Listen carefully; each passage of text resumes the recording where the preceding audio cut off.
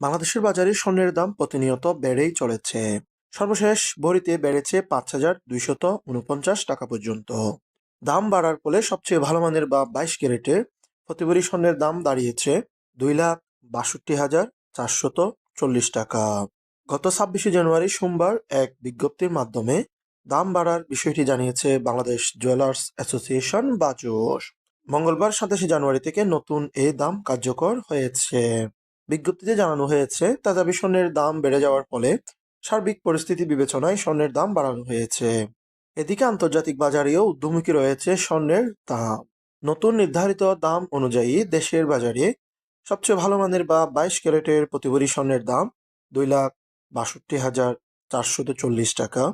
২১ ক্যারেটের প্রতি ভরি স্বর্ণের দাম ২,৫০,৪৮৪ টাকা।